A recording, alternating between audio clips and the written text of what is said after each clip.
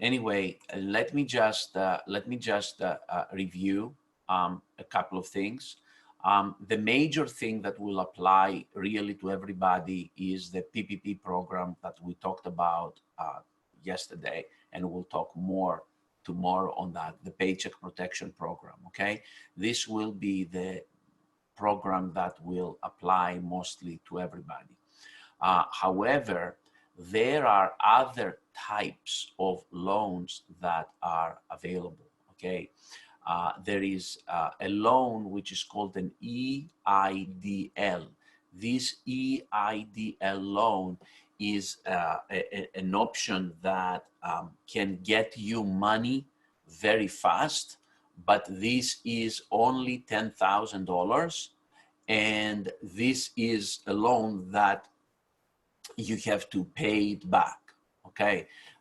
You can get a $10,000 advance on the loan, and that will help you to provide paid sick leave to employees, maintain payroll, and pay other debt obligations. But that's the amount. It's like only $10,000, okay? And by the way, if you do apply for the PPP, the $10,000 you're going to get from the EIDL will be subtracted from the amount you're going to get from the PPP. Also, the package included a temporary increase to unemployment benefits. Okay, so let me explain to you how this would work. Here in New York, when somebody files for unemployment benefit, the maximum amount they can get in a week is $504 per week as unemployment benefit. That is the maximum they can get. This is what the state pays. Now, with this money that the federal government gives, it adds $600 per week to each state's maximum unemployment benefit.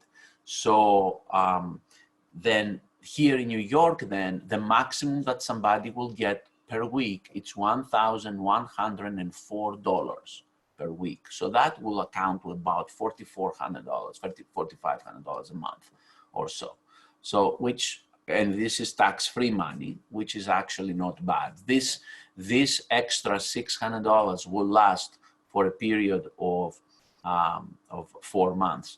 But look, I mean, you, especially if you are an employer, if you are a private practice owner and you have employees that are working for you, you really have to start thinking of the following, right?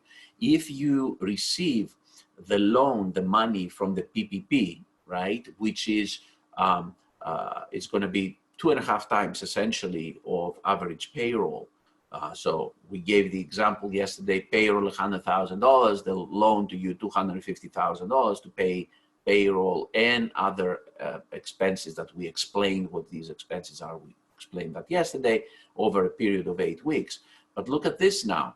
If an employee who you pay them X amount of money, keeping them on the job, will end up getting from unemployment more money than what you pay them, you know, that can be a little challenging to some degree to actually get them back on the job, get them to work for you.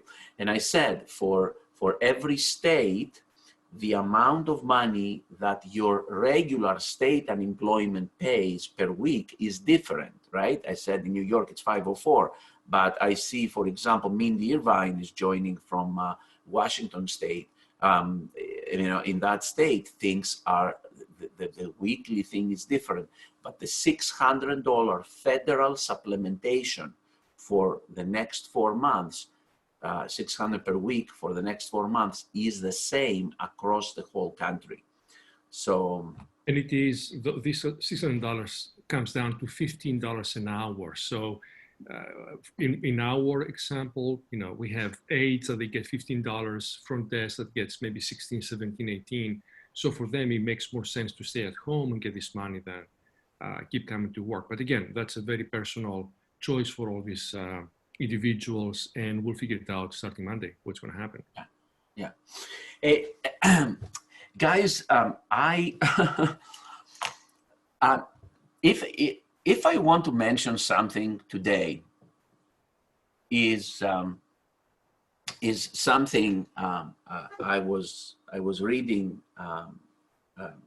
earlier this morning, and that reference I was reading, actually, it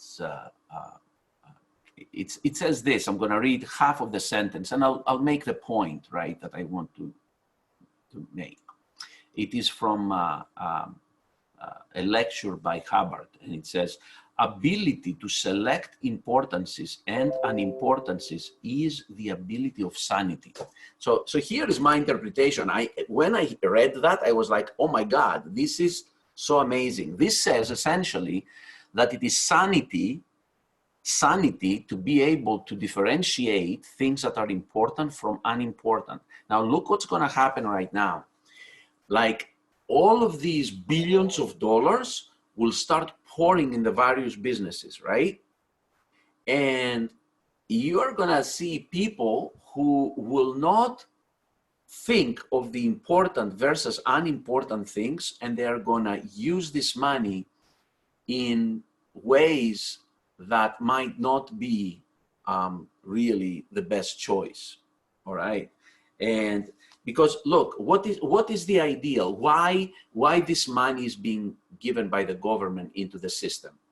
It is given into the system to at least keep things going, moving the economy, to move the economy so that the economy does not collapse. So they are injecting some money, which all of us will pay, by the way, in the future from our taxes.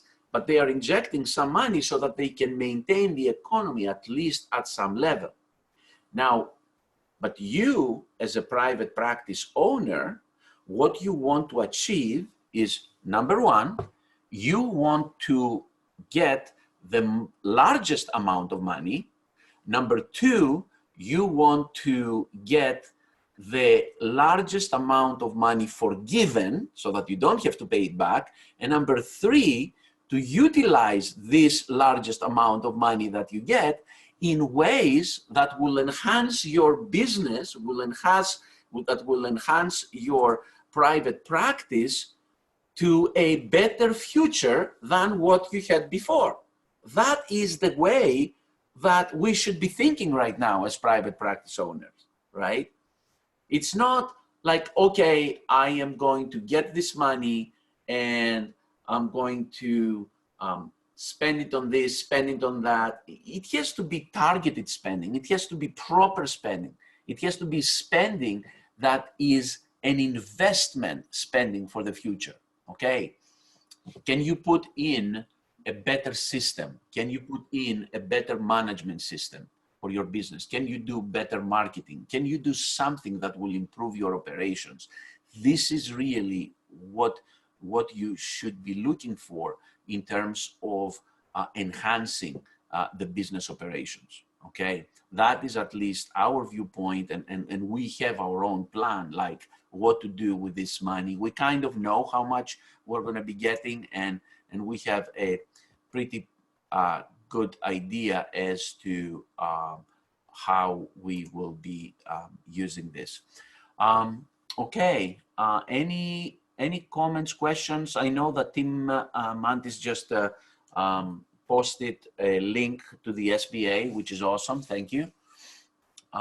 Any other questions or ideas or opinions or advice?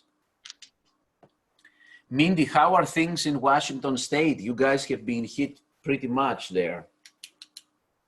Well, we're lucky we're in the east side of the state. So like in my community, we only have 2 positive cases. So the east side is a lot less hit than the west side, but still we're under a stay-at-home order for the whole state. Yeah. So we've taken about a 60% hit from where our visits were a few weeks ago. So you're operating at about 40%? Yeah, and just emergency cases and telehealth are what we're seeing right now.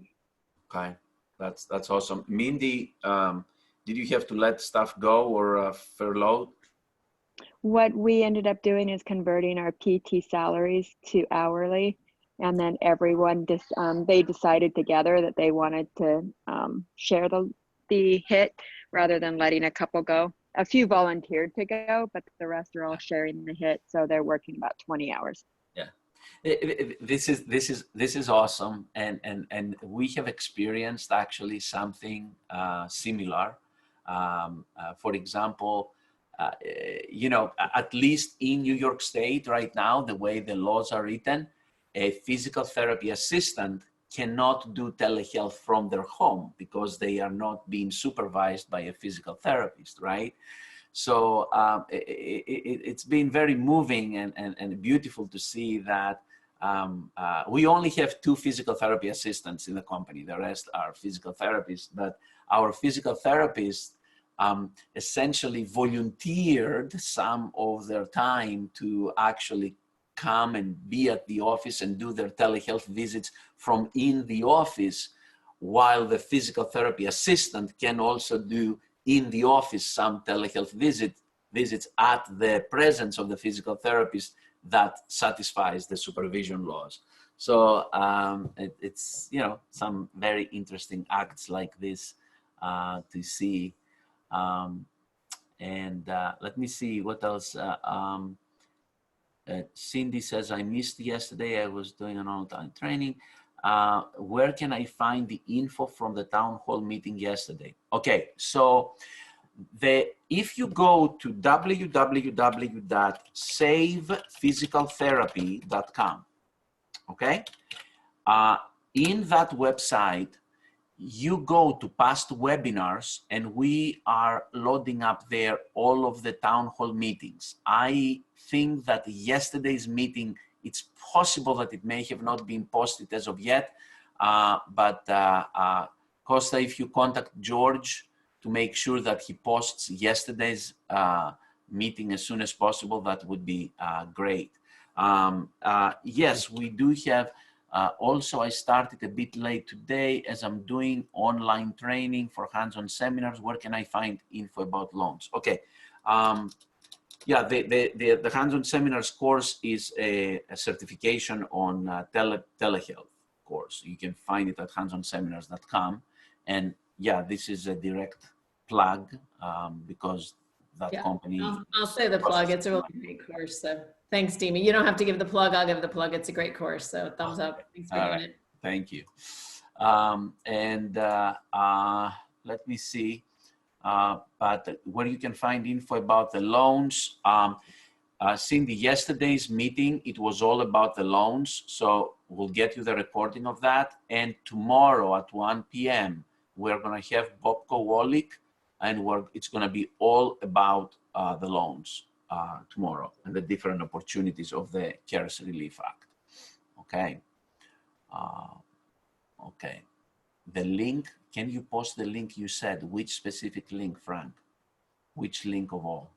The link for yesterday's meeting, you mean?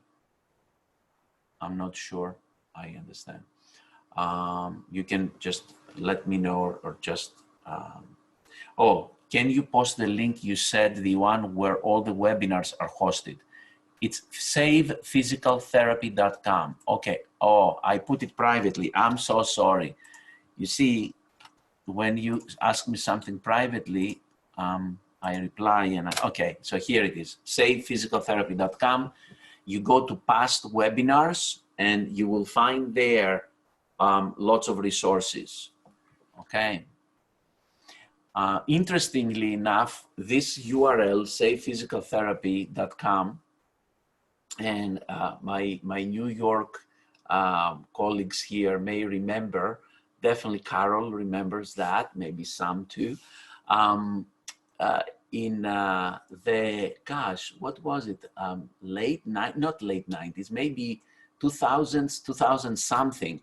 We had a major situation in New York with one of the insurances, I think it was HIP, that decreased physical therapy rates by, I don't know, like 70% or something. So it was huge at that time. And we created this URL and we tried to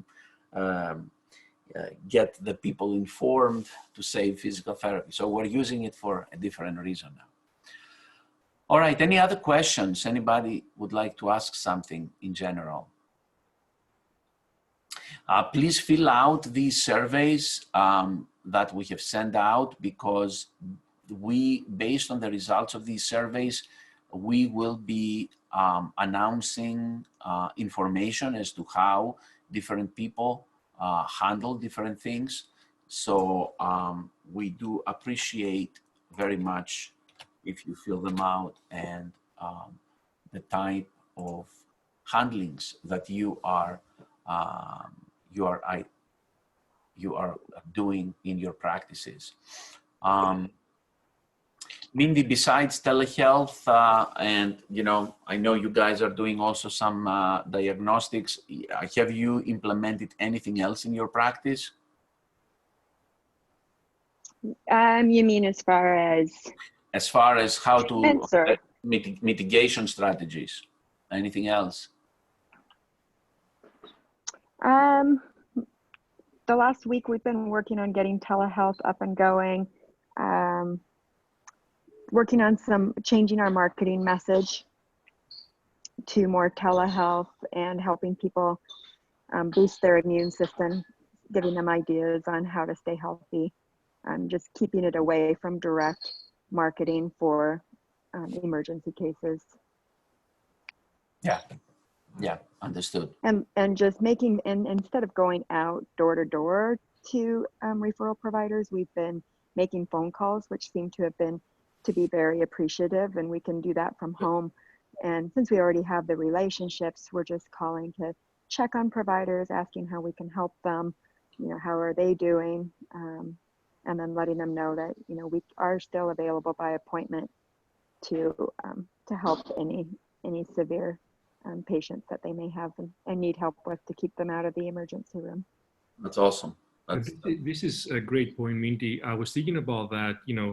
We've been advertising lately for telemedicine, and the response from the public towards telemedicine, it's not good. We haven't seen much into this. And I was thinking why, the minute when it comes to an actual visit, people run. And I mean, we used to get more than 1/3 of our appointments from Google, right? Now, telemedicine pretty much is down to zero from advertisement. And I was thinking that it's so new to them that they're not going to take the initiative to do something about it. So then I was thinking that Dimi had an idea a few days ago to really hire a person and start going door to door with just a piece of paper that says, okay, we're open and we do both. It's not only that we're here to see patients, but we can do also telemedicine.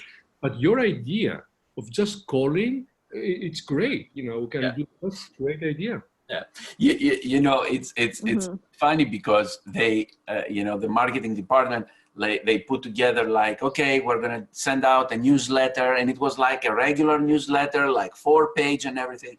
And I'm like, something, guys? No, nothing confusing at this point. A freaking single piece of paper that says on the bottom, we are still open, and underneath, we are also doing telehealth. Nothing else, make it simple. And it has to be from their doctor. They can control that better than themselves right now. So we have to go back to referral sources. I was trying to go away from them, but now we got to go back to them. Yeah, right. Us too. But I think it's important that we not clog up their offices by being there in person when our whole state is being told to stay at home, because we weren't looked upon favorably for that, or we didn't feel like we would be. We stopped doing it about 2 weeks ago.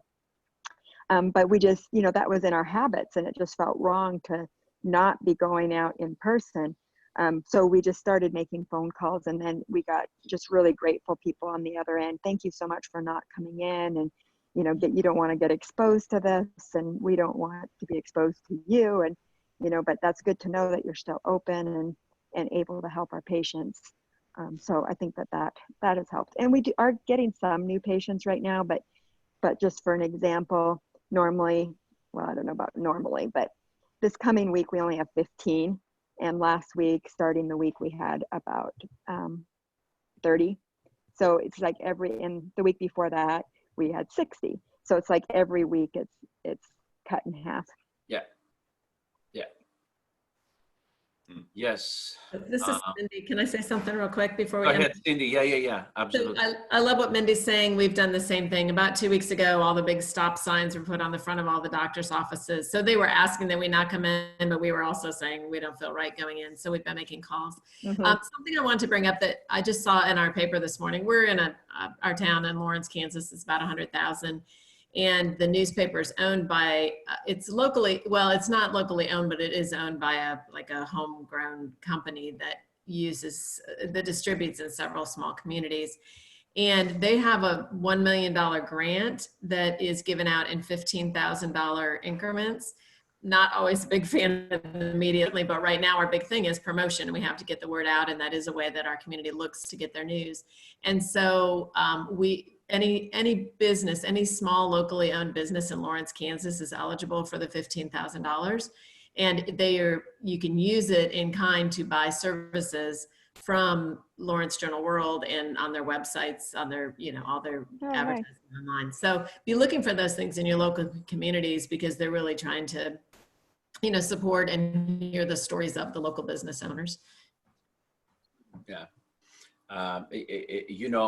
And definitely you can see that a lot of businesses are really, and in a very genuine manner, you see that they are addressing their public and trying to help people, I mean, you can see that. I mean, I saw, I received a couple of things for even clothing companies that they are offering like 50% discounts or stuff like that. I mean, it's very important. I mean, I know, like, for example, Tim Mantis, they are a course that usually is $1,000 a person. They are offering it right now for less than, almost half of that or something around there for the whole office. Or from our side, from HUDs, to get to help people growing in their diagnostic practice and use it as a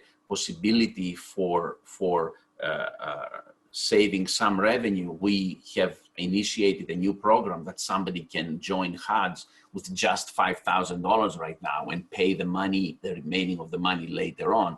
So there are a lot of initiatives that are being taken out there by many companies to help. And this is really, really awesome.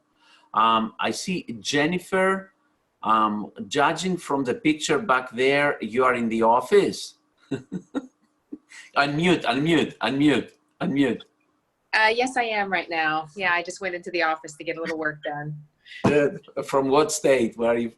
I'm in Dallas, Texas, or actually Southlake, Texas. How are things there? It's, we're not hit too bad yet. I closed my business for 2 weeks, and I've just really been focusing on clinical development. I've got the telehealth ready to launch this week. We've been practicing on some of our current patients. We're going to open back up on April 1st, but for kind of essential people that who need care.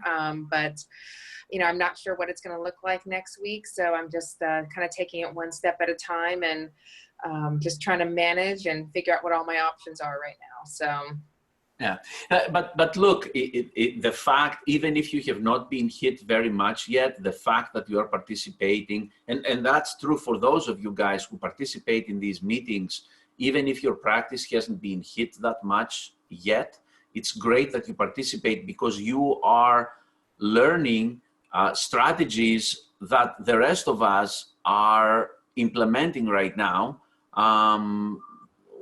while our practices have been hit very much, our states have been hit very much, So. Yeah, it's definitely, I'm trying to think long-term for all of this, not just putting a Band-Aid on it, but really taking this time to work on every project I've ever said I was going to do over these past 2 weeks. This is why, I mean, people are asking me many times, because we're doing all of these tele-PT webinars and everything. We have one recorded that you can pre-record it, that you guys can listen. And also this coming Wednesday, we have the billing of tele-PT, And the following Wednesday, we have the marketing of TelePT. And again, if you go to savephysicaltherapy.com, you can register for all of these webinars. But here is the point I want to make. People are asking me, hey, you know what? Why should I go to a real TelePT platform and get to pay money for it? How about if I do just Facebook or FaceTime, or I do Skype or something like that? And I say, you know what? Look, yes, now that the HIPAA regulations are relaxed, you could do that. But in reality, you want to use this time to really adopt, learn, put in use a platform that you can carry it through even after all this mess is said and done. Because TelePT is not here just for now. TelePT is here to stay, okay? The one or the other way, it will stay. So, yeah. Well, I was lucky I had Intake Queue as our scheduler. And so Intake Queue already had a very easy way to do it. I had already signed the BAA. It was $10 more per therapist. And good. It was super easy to streamline. And we've worked out all the kinks on it and written out guides and sent out the forms. And it really was very easy. So if anybody hasn't used Intake Queue before, they're a great service and a great company. Really? So for scheduling and billing, and now even this too. How about EMR? Do they do EMR? They do EMR. I personally don't like them as much for EMR. I know Jared Carter uses them for EMR. I've heard him talk about that. I still use WebPT because I use Therabill. We're mostly a cash-based practice, but we do out-of-network billing for people. Yeah. So, but Intake Queue is great. If you don't mind, guys, post. Let me first of all post real quick these two sites, and if you don't mind, post in the chat what EMR and scheduling and billing softwares you are using. Yeah, we may be looking at changing ours. So if you don't mind, just post what you are using and how happy you are. Don't say just what you're using, say how happy you are with what you're using. Yeah, if anybody can type it on the chat section, that would be awesome. All right, let's see, any other questions, anyone? All right, so as I said, let me recap. Tomorrow at 1 o'clock Eastern, we are going to have a town hall meeting with Bob Kowalik, and he will speak specifically for the CARES Act. It's going to be a really good one, and you guys should not miss it. All right. So I'm going to say for now, goodbye to everyone.